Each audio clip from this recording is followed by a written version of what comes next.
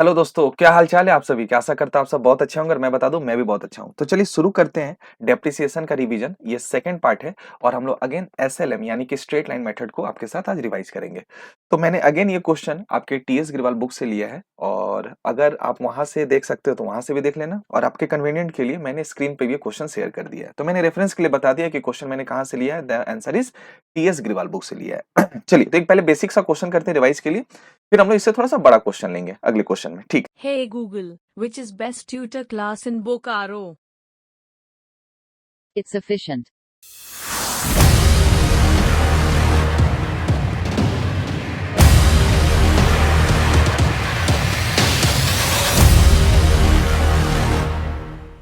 God, क्या है question. अब थोड़ा एक लेवल आगे बढ़ेंगे, एक लेवल सीढ़ी ऊपर चढ़ेंगे जी। क्या है क्वेश्चन, लिखा है स्टार ब्रो परचेस अ मशीन। क्या इन्होंने भी एक ही मशीन खरीदा है और क्या वो 1 अप्रैल 2022 को खरीदा है, और वो जो खरीदा है वो 4,82,000 यानी कि ओरिजिनल कॉस्ट और इंकर्ड कर दिया, और यानी कि और 18,000 खर्च कर दिया किस चीज पे, इंस्टॉलेशन पे। तो जैसे साल शुरू हुआ उसी दिन खरीदा, तो बताओ मुझे मशीन कुल कितने की पड़ी। तो ओरिजिनल कॉस्ट 482 प्लस 18 यानी कि 5 लैक्स। डन। आगे लिखा अनुमान लगाया जा रहा है कि हमारे काम कितने साल आने वाला है। तो ये खूब से खूब हमारे साल कितने साल आने वाला है, 10 ईयर्स। और जब ये 10 साल के बाद खत्म हो जाएगा, बेकार हो जाएगा, तो कबाड़ी वाले अंकल हमें कितना देकर जाएंगे, तो वो देकर जाएंगे 50,000। और आपको क्वेश्चन कर रहा है कि ये जो फर्म है इनका जो बुक्स ऑफ अकाउंट है वो कब क्लोज हो रहा है, वो क्लोज हो रहा है 31 मार्च एवरी ईयर। क्वेश्चन कह रहा है प्रिपेयर मशीनरी अकाउंट कितने साल का, पहले 3 साल का। डेप्रिसिएशन किससे लगाना है, स्ट्रेट लाइन मेथड। बढ़िया, हाँ सर बढ़िया। तो चलिए पहले हम क्या करेंगे सर, आप समझ गए हम लोग। आप पहले तो सर फोटो बनाने वाले हैं। हाँ जी, मुझे फोटो बनाना बहुत पसंद है। और कितने साल का फोटो बनाएंगे सर, 3 साल का बनाएंगे।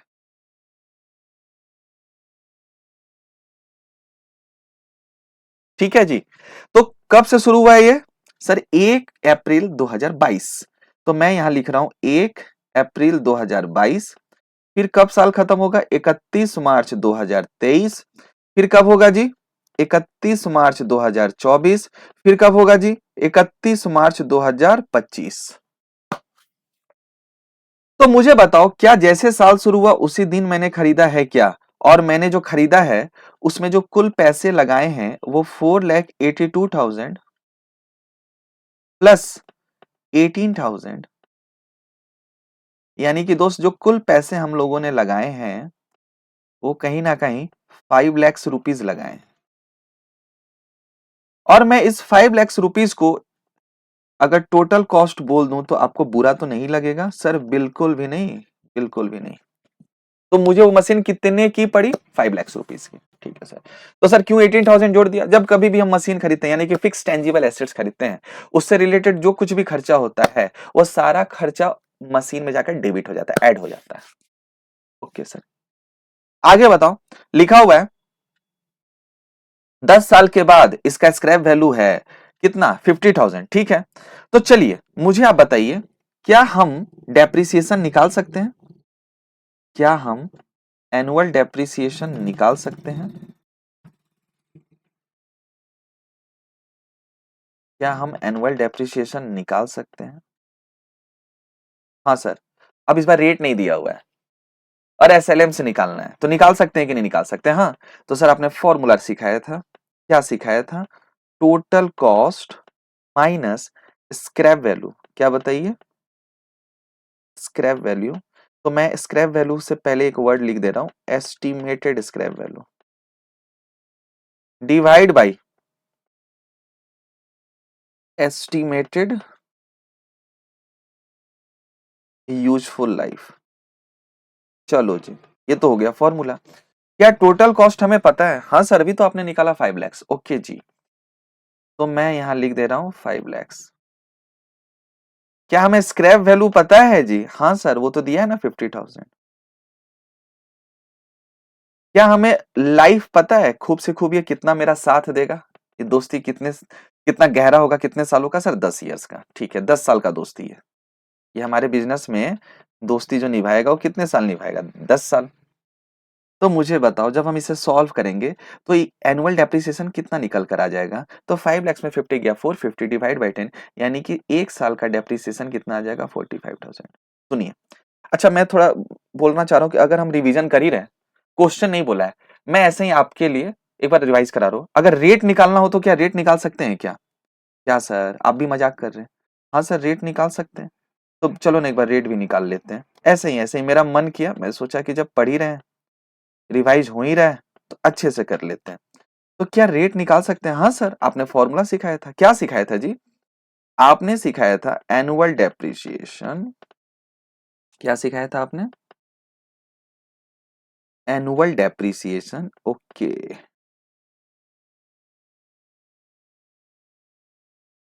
Divide by total cost. Okay, divide by total cost, और रेट है तो परसेंटेज में होगा तो 100 से मल्टीप्लाई कर दो। क्या मुझे एनुअल डेप्रिसिएशन पता है? सर अभी तो आपने निकाला, दिख भी रहा है स्क्रीन पे, दिख रहा है स्क्रीन पे कितना ऊपर में? 45,000। तो मैं यहां पे लिख देता हूं 45,000। टोटल कॉस्ट कितना? सर टोटल कॉस्ट है 5 लैक्स। Now multiply with 100। तो आप बताओ 45,000 divide by 5 lakhs into 100, how much? Sir it comes to 9%। It comes to 9% per annum. किसी को कोई दिक्कत? बस मैंने ऐसे ही सेवा भाव के लिए निकाल लिया। जब रिवीजन कर ही रहे हैं तो अच्छे से करेंगे। हाँ सर, आ जाओ। अब हमें फटाफट यहां लिखना है। मुझे बताओ पहला साल जो साल के अंत पे डेप्रिसिएशन लगेगा और वो एसएलएम है, तो क्या वो 45,000 होगा? और ये जो हमने डेप्रिसिएशन निकाला, क्या हमने ये एसएलएम से निकाला? क्या दूसरा साल भी 45,000 निकलेगा? और क्या ये भी डेप्रिसिएशन होगा? और क्या ये एसएलएम होगा? थर्ड ईयर भी क्या 45,000 होगा? क्या ये डेप्रिसिएशन होगा? क्या ये एसएलएम होगा? तो हमने अमाउंट में भी निकाला डेप्रिसिएशन और रेट भी निकाल लिया, क्योंकि रिवीजन कर रहे तो अच्छे से करेंगे दोस्त, कुछ भी कमी नहीं रहनी चाहिए। तो सर यहाँ पे तो हर साल डेप्रिसिएशन का अमाउंट सेम दिख रहा है, यही तो खास बात है इस मेथड का। और इसी खासियत की वजह से इनकम टैक्स लॉ इसे पसंद नहीं करता है, बोलता है हमारा सबसे प्यारा मेथड जो है वो डब्ल्यूडीबी है, रिटर्न डाउन वैल्यू मेथड, जो इसके बाद हम लोग पढ़ने वाले हैं। तो एसएलएम का मतलब ही है कि हमेशा जो अमाउंट होगा डेप्रिसिएशन का वो सेम होगा, और जो रेट होगा वो कांस्टेंट होगा। तो क्या हर साल अमाउंट ऑफ डेप्रिसिएशन 45,000 ही निकलेगा? ठीक है सर, हमें 3 इयर्स का लेजर पूछा है। तो आप मुझे बताओ जब थर्ड ईयर के अंत में आएंगे तो मेरे मशीनरी अकाउंट के लेजर में बैलेंस दिखेगा? हाँ सर दिखेगा। और कितना दिखेगा? तो मुझे बताओ, हमने खरीदा था 5 लैक्स का, 5 लैक्स को 5 लैक्स पे 3 बार चाटा पड़ा हर साल के अंत में, कितना कितना? 45,000 45,000 45,000। तो फिर जब हम आएंगे थर्ड ईयर के अंत में, तो बताओ उस दिन जो भाव चल रहा होगा बच्चों, वो कितना चल रहा होगा? 5 लैक्स माइनस 45 माइनस 45 माइनस 45। बताओ बच्चों कितना भाव चल रहा होगा? तो 5 lakhs minus 45 minus 45 minus 45। Sir अब चल रहा होगा उसी मशीन का वैल्यू पता है, 3,65,000। तो क्या ये जो 5 लैक्स है, क्या ये टोटल कॉस्ट है? और क्या ये डेप्रिसिएशन है? तो बताओ 3 साल के बाद का जो बुक वैल्यू होगा, जो हमने खरीदारी करा था कितने में? 5 लाख में, आज उसका भाव कितना चल रहा होगा? The answer is 3,65,000। अब हमें संतुष्टि के लिए, क्वेश्चन का मन रखने के लिए कि क्वेश्चन जी बुरा ना मान जाए, तो एक बार लेजर भी बना लेते हैं। और जब हम लेजर में थर्ड ईयर का बैलेंस सीडी निकालेंगे क्रेडिट साइड में, तो क्या 3,65,000 ही आना चाहिए? The answer is yes. चलो जी चलो, फटाफट लेजर बना लेते हैं। तो जब लेजर बनाएंगे तो पहले यहां पे लिखेंगे मशीनरी अकाउंट। क्या लिखेंगे? Machinery account. और क्या ये जिसका लेजर बना रहे हैं, क्या उसका नाम दिया हुआ है? हाँ सर, स्टार ब्रो। क्या दिया हुआ है? तो हम यहाँ पे सुंदर हैंडराइटिंग में पता है क्या लिखेंगे? In the books of, okay, क्या लिखेंगे? Star bro. चलिए दोस्त, स्टार ब्रो ठीक है जी, चलिए दोस्त, अब मुझे आप बताइए, इधर हम स्ट्रेट लाइन बना लेते एक, कि हमारा लेजर अच्छे से बन जाए। हाँ सर, बन जाए। और जब हम बनाएंगे तो आप बताओ, हम सबसे पहले इधर क्या लिखेंगे? हम लिखेंगे डेट, हम लिखेंगे पर्टिकुलर्स, हम लिखेंगे एलएफ, और हम पता है यहाँ क्या लिखने वाले हैं? हम लिखेंगे अमाउंट। ठीक इसी प्रकार इधर भी आएंगे, हम लिखेंगे डेट, हम लिखेंगे पर्टिकुलर्स, हम लिखेंगे एलएफ, और हम लिख देंगे अमाउंट। बढ़िया, हाँ सर बढ़िया, मजा आ रहा है सर। ठीक है जी। तो अब मुझे बताइए, हमारी जो सफर शुरू हुई इस मशीन को लेके, वो किस तारीख को शुरू हुई? सर शुरू हुई है 1 अप्रैल 2022। ठीक है। और जब 1 अप्रैल 2022 आए तो सबसे पहले हम यहाँ लिखेंगे ईयर, फिर लिखेंगे अप्रैल 01, और हम यहाँ क्या लिख देंगे? To bank. क्या लिख देंगे? To bank. और एक ही मशीन है इसलिए हम M1 M2 नहीं लिखने वाले। बट जब आगे रिवाइज करेंगे तो हो सकता है हम 2-3 मशीन खरीद लें, तो हम एक एक का नंबर देते चले जाएंगे कि कैलकुलेशन इजी हो, क्योंकि हो सकता है कुछ साल के बाद किन्हीं में से किसी को उठाकर हम बेचेंगे, सोल्ड करेंगे, तो हम रेफरेंस देंगे। अभी नहीं है, एक ही है, तो मैं बस टू बैंक अकाउंट लिख ले रहा हूं। तो बताइए, यहाँ पे तो टोटल कॉस्ट लिखते हैं, बताओ वो मशीन मुझे टोटल कितने की पड़ी? The answer is 5 lakh rupees. आ जाओ फोटो देखो, फोटो देखो, फोटो। अब मैं आगे गया, 1 अप्रैल के पे खड़ा था, आगे गया आगे गया आगे गया, कौन सा डेट मुझे दिख गया? 31 मार्च 2023। और जैसे आया तो मैं रुक गया, क्यों?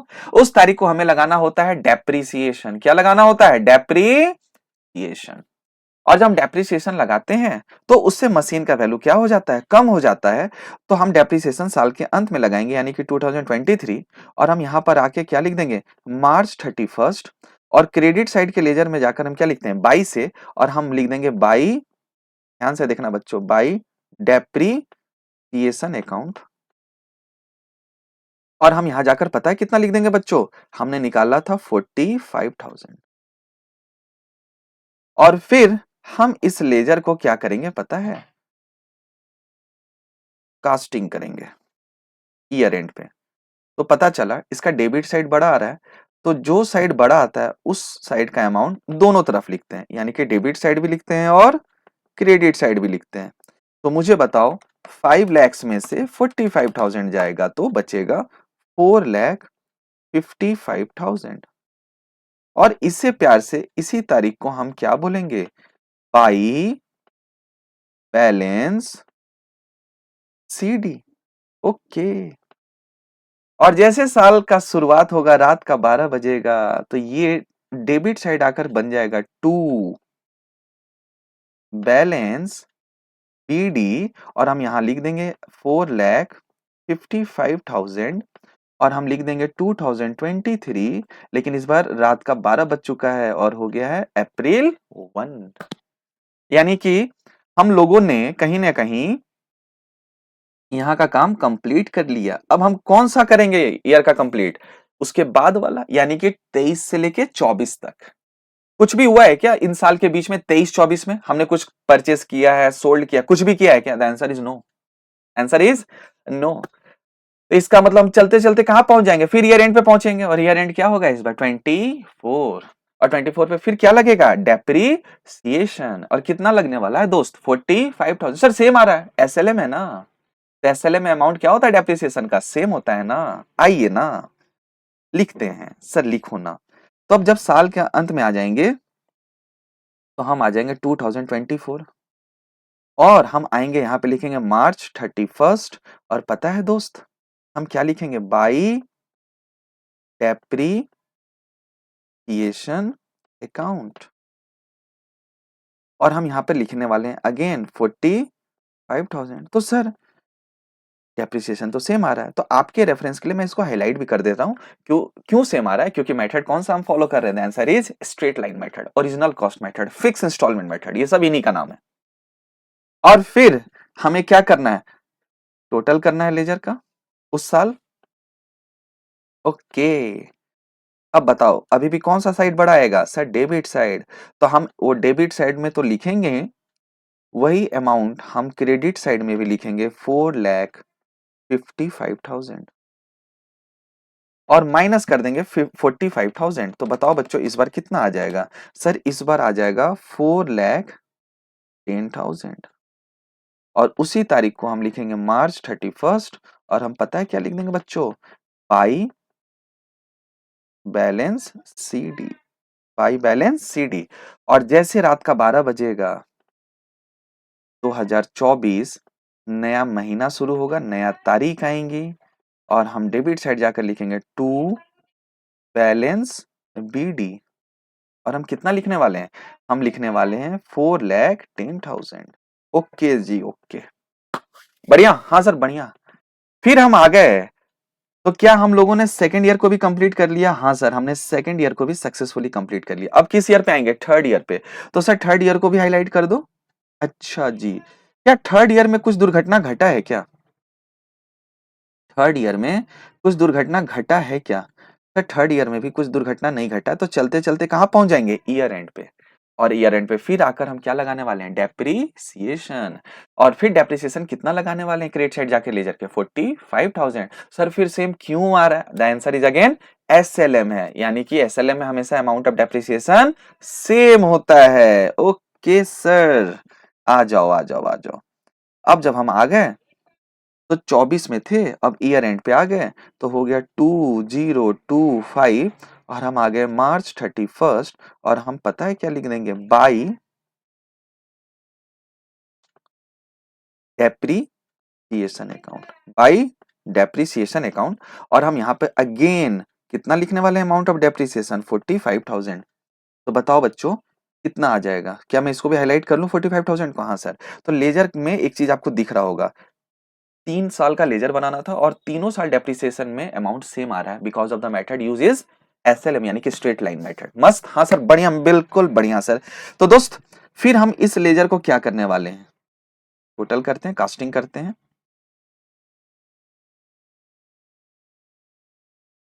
और अगेन डेबिट साइड का अमाउंट बड़ा आ रहा होगा 4,10,000,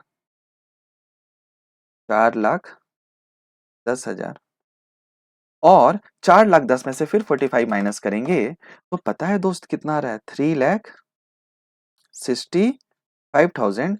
और ये कब लिख देंगे? मार्च 31st और हम इसे क्या बोलेंगे? By balance CD। तो CD महीने के अंत में आता है और BD महीने के शुरुआत में आता है, यानी कि CD को हम क्लोजिंग बैलेंस बोलते हैं और BD को हम ओपनिंग बैलेंस बोलते हैं। ठीक है सर। अब जैसे रात का 12 बज गया, ये 24 का हो गया 2025, नया साल, नया महीना, नया तारीख और हम डेबिट साइड जाकर लिखेंगे टू बैलेंस BD और हम लिखने वाले हैं 3,65,000, 3,65,000। तो अब मुझे बताओ क्या ये 3,65,000 क्या मैंने पहले ही आपके साथ कैलकुलेट कर लिया था?